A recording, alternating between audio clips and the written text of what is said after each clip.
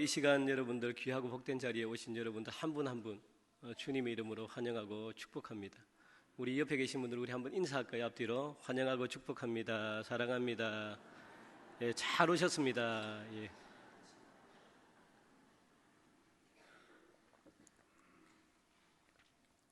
그리고 부활하신 주님과 함께 세상에서 승리하는 귀한 여러분들 되기를 간절히 바랍니다. 여러분들은 믿음으로 세상을 변화시킬 수 있다고 믿으십니까? 말씀으로 여러분들의 삶을 바꿀 수 있다고 믿으십니까? 여러분들의 믿음대로 될 수 있기를 간절히 바랍니다. 우리는 오늘 아주 도전적인 말씀을 읽었습니다. 5절을 보니까 세상을 이기는 사람에 대해서 그렇게 적혀 있습니다. 세상을 이기는 사람이 누구냐 하는 겁니다. 세상을 이긴다. 이 말은 굉장히 놀라운 말입니다. 무서운 말이죠. 그러나 세상을 이긴다는 말이 때로는 위험할 수도 있습니다. 많은 사람들은 기껏해야 이 세상에서 성공하기를 원합니다. 또 돈 벌고 내가 있는 위치에서 자리가 안정되기 원하고 내 이름 정도 이렇게 날리고 이렇게 하면 정말 세상 잘 살았다 그렇게 생각합니다. 그리고 성공했다 생각을 합니다. 그러나 어느 누구도 세상을 한번 이겨야겠다는 그런 생각을 가지고 삶을 사는 사람은 굉장히 드뭅니다. 설령 우리가 세상을 이기겠다는 마음을 가지고 있어도 세상은요 그런 사람들을 굉장히 싫어하죠. 핍박하죠. 별로 좋아하지 않습니다. 세상을 이기겠다고 하는데 좋아할 사람들이 없습니다. 우리가 이런 마음을 갖기가 쉽지 않은 것은 우리들도 세상 속에서 살기 때문에 그렇습니다. 내가 살고 있는 세상을 우리는 일부러 이기려고 하지 않죠. 세상이 너무 좋기 때문에 그렇습니다. 그래도 나는 세상을 한번 이겨봐야 되겠다 생각하는 사람은요 세상 사람이 아닌 거죠. 우리는 이런 사람을 가리켜서 성경에 보니까 하나님으로부터 태어난 사람이다 그렇게 말합니다. 1절이 그것을 말해주고 있습니다. 1절 예수께서 그리스도이심을 믿는 자마다 하나님께로부터 난 자니 또한 낳으신 이를 사랑하는 자마다 그에게서 난 자를 사랑하느니라. 예수가 그리스도이심을 믿는 사람들은 다 하나님께로부터 태어난 사람임을 여러분들 믿으시는 은혜 있기를 간절히 바랍니다. 여기서 하나님께로 태어났다는 것은 하나님의 자녀가 되었다는 그런 말이거든요. 다시 말씀드립니다. 어떤 사람이 하나님의 자녀라고 그렇게 말을 합니까? 예수님이 그리스도다라고 고백하는 사람입니다. 이 그리스도라는 말은 헬라어인데 기름 부음을 받은 자라는 그런 뜻을 가지고 있습니다. 구약 성경을 보니까 하나님께로부터 기름 부음을 받을 수 있는 사람은요 세 종류로 분류됩니다. 왕과 제사장과 선지자입니다. 왕은 통치자를 의미합니다. 그리고 제사장은 죄를 없애주는 역할을 하는 사람입니다. 그리고 선지자는 하나님과 인간 사이의 중보자 역할을 하는 사람이 바로 선지자입니다. 그러니까 예수님을 그리스도라고 이렇게 말을 했을 때, 고백했을 때 이 세 가지 기능을 다 가지신 분이라는 겁니다. 예수님은 왕이시자 제사장이시자 선지자, 이 모든 기능을 예수님이 다 하시는 거죠. 그러니까 이 신앙 고백은 그냥 우리가 말만 이렇게 하는 그 정도의 고백이 아닙니다. 굉장히 깊은 의미가 있죠. 여러분들 예수님이 왕이시고 예수님이 제사장이시고 예수님이 선지자이심을 여러분들 믿으십니까? 그 신앙 고백은 굉장한 거죠. 사도 요한은 분명히 봤습니다. 예수님께서 가이사랴 빌립보에서 사람들이 나를 누구라 하느냐 제자들에게 물었죠. 그런데 제자들은 이렇게 이야기합니다. 들으는 세례요한이다, 들으는 예레미야다, 들으는 또 엘리야다, 또 선지자 중에 한 사람이다 그렇게 이야기합니다. 그러면 너희들은 나를 누구라 하느냐 그렇게 예수님이 물어보신 거죠. 그때 이 사도 요한은 이 베드로가 대답하는 것을 직접 봤습니다. 어떻게 이야기할까요? 베드로가 주는 그리스도시요 살아계신 하나님의 아들입니다 이렇게 고백했습니다. 그 고백을 듣고 예수님의 표정이 굉장히 기뻤습니다. 그러면서 예수님이 베드로에게 이렇게 이야기하죠. 바요나 시몬아, 네가 복이 있도다. 이를 알게 하니는 혈육이 아니요 하늘에 계신 내 아버지다. 네가 고백한 이 신앙 고백은 사람으로 말미암지 않고 하나님으로 말미암다. 그렇게 말씀합니다. 여러분들, 이 말씀이 믿어지십니까? 예수님은 그리스도이십니다. 이것을 믿는 사람은 하나님께로부터 태어난 사람입니다. 하나님의 자녀라고 성경은요 말씀하고 있습니다. 하나님의 자녀는 세상 영과 달라요. 영이 다릅니다. 그래서 고린도전서 2장 12절 말씀 보니까 우리 같이 한번 읽겠습니다. 우리가 세상의 영을 받지 아니하고 오직 하나님으로부터 온 영을 받았으니 이는 우리로 하여금 하나님께서 우리에게 은혜로 주신 것들을 알게 하려 하심이라. 아멘. 하나님께로 온 영을 받은 사람은요 하나님의 자녀입니다. 비록 이 세상에 살고 있지만 이 세상 사람이 아닌 것이죠. 그의 진정한 나라는 하나님의 나라인 거죠. 그러므로 하나님의 자녀들에게 있어서 세상은요 우리가 성공해야 하는 것이 절대 아닙니다. 세상은 우리가 출세하는 것이 절대 아닙니다. 하나님의 자녀로서 이 세상은 이기는 곳이다, 그렇게 말씀합니다. 우리 4절이 그것을 증명해 주고 있죠. 4절 같이 한번 읽을까요? 5장 4절 시작. 무릇 하나님께로부터 난 자마다 세상을 이기느니라. 세상을 이기는 승리는 이것이니 우리의 믿음이니라. 그렇게 말씀합니다. 그러면 세상을 이긴다는 것이 뭘까요? 사도 요한은 세상이라고 말할 때 의미는요 초대교회 예수 믿는 자들을 핍박하는 사람들을 가리켰습니다. 그리스도라고 이렇게 이야기하는 사람들, 핍박하는 사람들, 그런 사람들을 세상이라고 이야기했습니다. 그들은 왜 기독교인들을 핍박했을까요? 단순히 괴롭히는 차원이 절대 아닙니다. 예수님을 못 믿게 하는 거예요. 예수님을 믿지 못하게 하는 겁니다. 그들이 왜 예수님을 믿지 못하게 했을까요? 예수님을 믿으면 하나님의 나라가 있음을 믿게 되기 때문에 그렇습니다. 하나님의 나라를 소망하고 예수님을 왕이라 부르기 때문에 그렇습니다. 예수님이 왕이면 어떻게 될까요? 세상의 모든 기준들이 다 사라집니다. 세상 법과 세상 원리와 세상 기준이 다 없어집니다. 그리고 자기들 마음대로 못하기 때문에 하나님의 나라를, 예수 믿는 사람들을 핍박할 수밖에 없는 거죠. 그래서 여러분들이 어려움을 겪습니다. 힘듭니다. 그래서 이 세상은 온갖 유혹을 통해서 여러분들을 힘들게 하는 거죠. 환난을 주는 거죠. 괴롭히는 거죠. 이 당시에도 오늘날과 같이 이 거짓 선지자, 이단들이 굉장히 많았습니다. 이런 거짓 선지자들의 유혹에 넘어가 가지고 교회를 등지고 떠나거나 또 혹은 교회를 파괴하는 무리들이 굉장히 많았던 것이죠. 이 거짓 선지자들이 하는 일이 뭘까요? 하나님의 나라를 포기하게 만드는 겁니다. 하나님의 나라를 믿지 못하게 만드는 겁니다. 한마디로 말하면 하나님의 나라는 생각하지 말고 그냥 세상에서나 성공해라, 세상에서 행복해라, 세상에서 재미를 즐기고 세상과 함께해라. 여러분들이 언제 믿음이 좋아질 때가 언제일까요? 믿음이 언제 좋아졌습니까? 믿음이 출세할 때, 잘 나갈 때 믿음이 좋아졌을까요? 언제 좋아졌을까요? 믿음이 힘들 때입니다.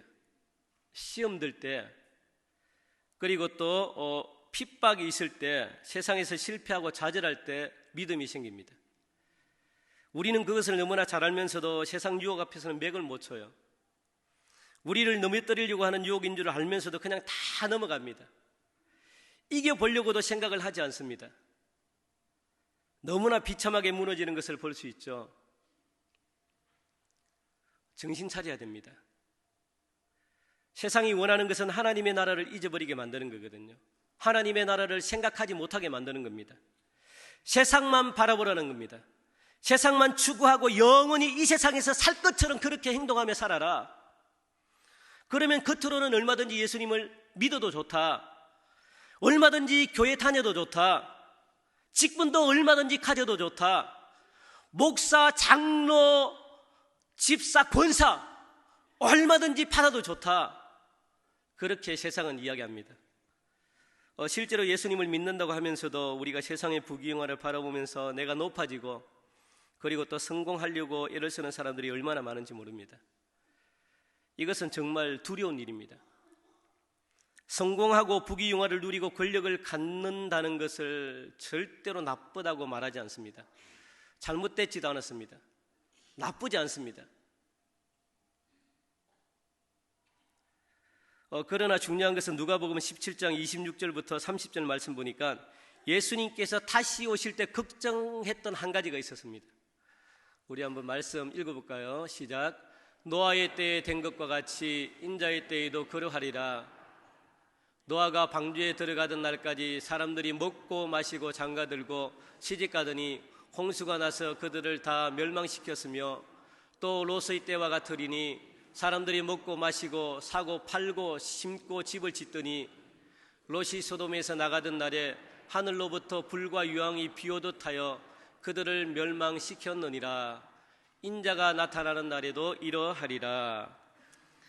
성도들이 마치 먹고 마시고 집 사고 차 사고 그리고 학교 다니고 공부하고 또 시집 장가가는 이런 것들 때문에 보니까 염려했다라고 이야기합니다. 이런 것들 때문에 애를 썼다고 이야기합니다. 이런 것들 때문에 기뻐하고 이런 것들 때문에 슬퍼하고 이런 것들 때문에 정신이 팔려가지고 다른 것을 못하는 거죠. 이것을 유의하라, 주의하라 그렇게 말씀하시는 거죠. 그러다가 어느 순간 하나님의 나라를 잊어버리게 된다고 그렇게 말씀합니다. 이것이 마귀의 전략이죠. 그러나 오늘 이게 우리가 읽었던 이 본문에는요, 죄에 대해서 지적하지 않습니다. 죄가 나쁘다 이렇게 이야기하지 않습니다. 죄보다 더 위험한 거죠. 왜 이것이 그렇게 위험한 문제일까요? 심각한 문제일까요? 그것은 하나님의 나라의 백성의 그 특권을 잃어버리게 만드는 겁니다. 잊어버리게 만드는 겁니다. 여러분들 하늘나라의 시민권 얼마나 귀한 줄 여러분들 아십니까? 하나님의 자녀라는 이 사실이 여러분들 얼마나 귀한 줄 아십니까? 하늘나라를 내가 소유하고 있고 내가 하늘나라의 시민권이라는 이 특권 굉장히 놀라운 겁니다. 그런데 우리는 아무렇게나 생각해요. 별로 이렇게 놀랍지 않습니다. 귀하게 생각하지 않습니다. 그러니까 세상 것과 바꿔버리는 거예요. 세상은 생각을 못하게 합니다. 그게 중요하지 않아라고 그렇게 이야기합니다. 그래서 우리는 정신 차려야 되죠. 그래서 깨어서 근신해야 되죠. 이런 사람의 비참함과 실상을 가장 극적으로 보여준 그런 장면이 성경에 소개되어 있습니다. 누굴까요? 기억나십니까? 롯의 아내. 그녀는 하나님의 심판으로 멸망하는 소돔성에서 극적으로 구원받았던 사람입니다. 전적으로 하나님의 은혜 가운데 구원받았던 사람입니다. 그녀에게 주신 한 가지 명령이 뭘까요? 마지막 명령은 멸망하는 세상을 절대로 뒤돌아봐서는 안 된다 그렇게 이야기합니다. 여러분 이게 그렇게 어려운 명령입니까? 지옥에서 여러분들이 건져받았는데 영원한 지옥 형벌에서 구원받았는데 지옥을 돌아보지 말라고 하면 이것이 그렇게 어려운 문제입니까? 힘듭니까? 그러나 안타깝게도 그녀의 마음은요 온통 그냥 세상에 있는 거죠. 먹고 마시고 즐기고 그것에 관심이 가 있는 거죠.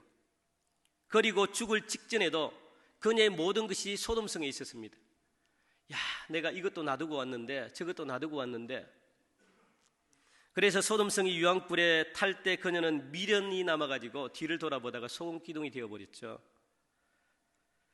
세상 사람이었기 때문에 그렇습니다. 세상의 종이었기 때문에 그렇습니다. 이것이 세상이 우리에게 원하는 것입니다. 세상 사람으로 살다가 세상과 함께 망하자는 겁니다. 이미 마귀는요 지옥에 갈 것이 정해졌습니다. 자기가 지옥에 가니까 함께 가자는 거예요. 함께 죽자는 겁니다. 요한계시록에 보면 하나님께서는 우리에게 성공한 자였느냐 그렇게 하나님은 절대로 묻지 않으셨습니다. 하나님은 성공에 관심이 없었습니다. 무엇이라고 물었을까요? 네가 이기는 자였느냐 그렇게 물으십니다. 이기는 자였느냐. 그리고 이기는 자에게 계시록 2장 7절 말씀 보니까 생명의 나무의 과실을 먹고 2장 11절 둘째 사망의 해를 받지 아니하고 2장 17절에 감추었던 만나와 흰돌을 받고 2장 26절 보니까 만국을 다스리는 권세를 받고 3장 5절 흰옷을 입을 것이고 그 이름을 하나님 앞에서 인정받을 것이고 3장 12절 하나님 성전의 기둥이 되고 3장 21절 예수님의 보좌에 함께 앉게 되리라 그렇게 말씀하십니다. 이기는 자가 누리는 특권이죠. 그리고 히브리서 11장은요 믿음장이라고 이야기합니다. 결국 이 믿음장에서 말하는 게 뭘까요? 에녹은 세상을 믿음으로 이겼다 그겁니다.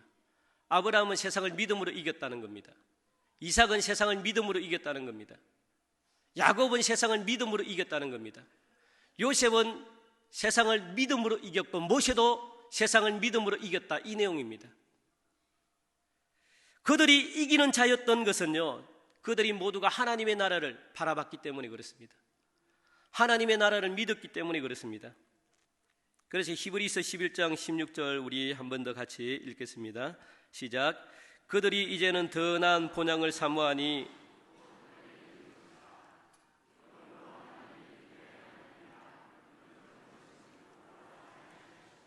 그들을 위하여 한 성을 예비하셨느니라. 아멘. 로마 박해 시대 때 기독교인들은 예수 그리스도에 대한 그 믿음과 그리고 사랑을 날마다 가슴에 품은 채 그렇게 살았습니다. 그래서 로마 군인들이 칼을 들고 죽인다 그래도 순순히 자기 목숨을 내놓았거든요. 순순히 죽음을 받아들였습니다. 얼마나 그들이 무기력한 자인지 여러분들 아시죠? 정말 미련한 자거든요. 바보 같은 사람입니다. 그러나 그들은 로마 군인들이나 그들을 핍박하는 자들을 오히려 두렵게 만들었습니다. 결국 이 영원할 것 같았던 로마 제국이 무엇 때문에 무너졌을까요? 기독교인들 때문에 무너졌습니다. 영원할 것 같은 그 대제국, 자기들이 죽이려고 찾아다니면서 막 이렇게 멸시하고 그리고 핍박했던 그 기독교인들 때문에 로마 제국이 드디어 313년 로마 황제 콘스탄티누스가 칙령을 내립니다. 우리가 졌습니다. 이제 기독교 마음껏 믿으십시오. 그리고 로마를 국교로, 기독교를 국교로 정합니다. 대단한 사건입니다. 아무리 핍박해도 넘어지지 않습니다. 오히려 더 늘어나는 거죠. 결국은 손을 들었습니다. 그런데 국교로 정해놓고 난 다음부터 기독교가 쇠퇴합니다. 타락합니다. 일제시대도 마찬가지죠. 일본 정국이 교회를 누르기 위해서 온갖 박해를 가했습니다.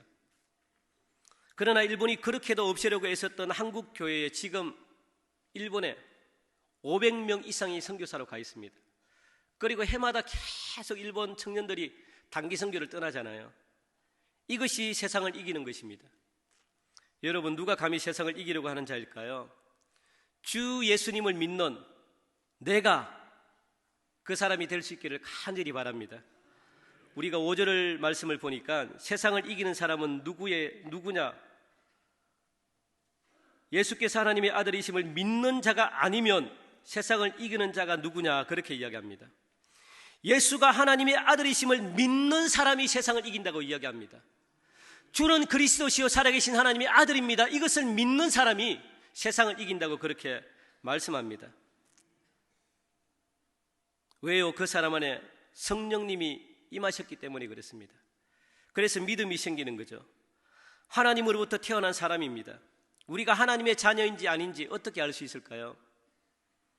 성령 하나님이 내주하심을 통해서 알 수 있죠. 성령 하나님이 나에게 있느냐, 내 마음속에 있느냐, 그것을 통해 알 수 있대요. 그래서 사도 요한은 그것을 가지고 하나님의 씨라고 그렇게 말합니다. 요한일서 3장 9절이 그렇게 말씀합니다. 우리 같이 한번 읽을까요?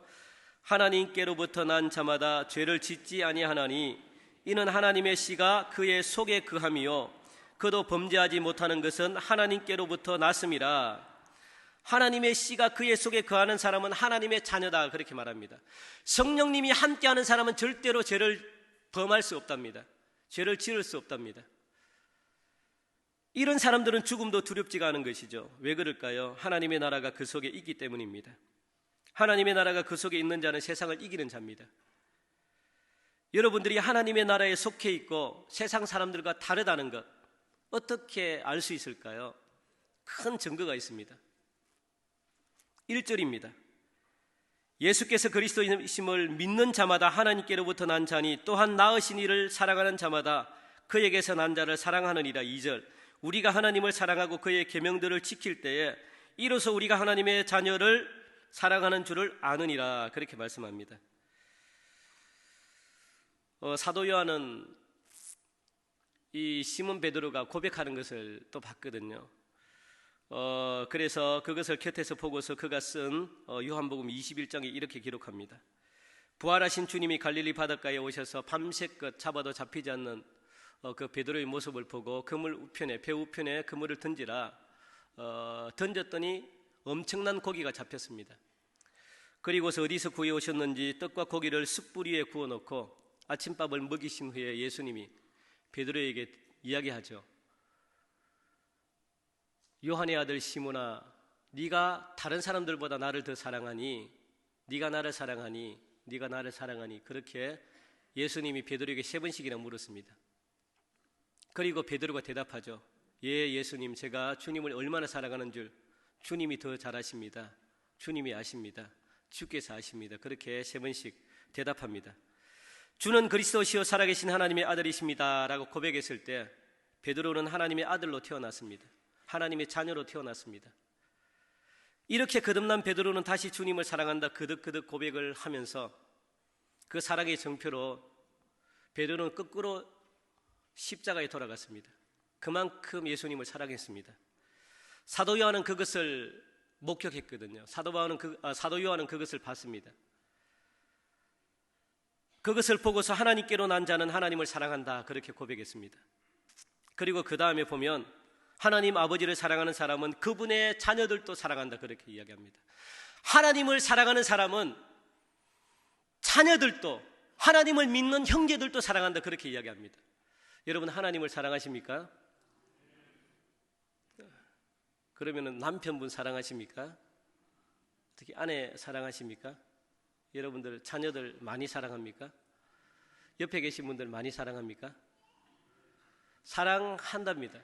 하나님을 사랑하면 내 형제를 사랑한다고 그렇게 고백합니다. 그리고 3번째는요, 하나님의 자녀된 자는 사랑하는 자의 말을 듣는다 그래요. 사랑하는 자의 말. 그러니까 계명을 지킨다 그럽니다. 사랑하는 자의 말을 여러분들 듣습니까? 하지 말라 그러면 안 합니까? 사랑하는 사람이 하지 마십시오 그러면 안 합니까? 지금은 잘 모르시겠죠. 연애할 때 생각하면 만약에 남자친구가 담배를 피워요. 그러면 사랑하는 사람이 와가지고 제발 나를 위해서 담배를 좀 끊어줘. 어이 걱정하지 마, 끊죠. 그러면 못 끊을 게 뭐가 있습니까? 사랑하는데. 그리고 나중에 사랑이 식어지면 또 뭐 피울 수는 있겠지만 사랑할 때는 끊습니다. 사랑할 때는 못하는 게 없습니다. 왜? 사랑하기 때문에 그래요. 사랑하기 때문에 그 정도는 지킬 수 있습니다. 그래서 보니까 하나님의 계명은 무거운 짐이 아니래요. 사랑의 멍에는 가벼운 것이라고 이야기합니다. 그래서 예수님은 내 멍에는 쉽고 내 짐은 가볍다 그렇게 말씀하셨습니다. 사랑할 때 그것은요 즐거움이 짐이 아니잖아요. 저의 솔직한 고백을 제가 드립니다. 대전에서 사역을 할 때 어느 성도님의 아들을 제가 등에 업은 적이 있습니다. 한 2-3살 정도 된 이 아들이죠. 몸무게가 좀 나이에 비해서 많이 나갔는데 엄마가 올 생각을 안 해요. 그리고 아기를 바닥에 내려놓으면 울고, 저는 굉장히 힘든데 막 힘들어 죽겠는데, 그리고 그냥 가만히 안겨 있으면 되는데 막 징징대고, 그리고 또 침까지 질질 흘립니다. 얼마나 막 정말 막 미움이 막 생기더라고요. 막 힘들어 죽겠다, 불평하고 원망이 나오고 짜증이 나고 피곤한데 굉장히 짐이었습니다. 너무 짐이었죠.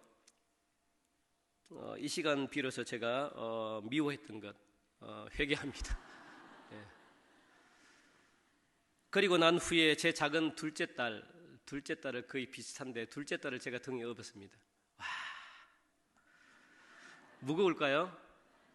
아유, 둘째 딸을 업고 하루 종일 업고 있으라 그래도요 풀풀 날아다닐 것 같습니다. 뭐 하나도 무겁지가 않습니다. 그냥 아기만 보면 기쁘고요 즐겁고 그냥 왜 그럴까요? 제 딸을 더 사랑하거든요. 사랑하니까 짐이라고 생각 안 합니다. 사랑하니까 무겁지가 않습니다. 사랑하면 전혀 무겁지가 않습니다. 성경은 그걸 말씀하고 있습니다. 하나님을 사랑하는 자는 계명을 지킨다고 그렇게 이야기합니다. 그 계명을 지키는데 계명이 무겁지가 않대요. 하나님을 진실로 사랑할 때 그 사랑의 힘으로 넉넉히 모든 것을 이긴다고 분명히 말씀합니다. 세상을 이긴다고 이야기합니다. 우리 인간의 지혜와 힘으로는요, 이 세상을 절대로 이길 수가 없습니다. 마귀를 절대로 이길 수가 없습니다. 오직 하나님께로 난 자만이 세상을 이기고 세상과 마귀의 유혹을 이길 수 있다라고 4절 5절이 그렇게 말씀해 주고 있거든요. 하나님께로부터 난 자마다 세상을 이기노니 세상을 이긴 승리는 이것이다 그러면서 무엇이라고 이야기합니까? 믿음이다 말합니다. 믿음이 세상을 이기게 만듭니다. 우리 안에 세상보다 더 크신 하나님이 계십니다. 그 하나님에 대한 절대적인 믿음이 세상을 이기는 줄로 여러분들 믿으시기 바랍니다. 요한일서 4장 4절 제가 한번 읽어볼까요?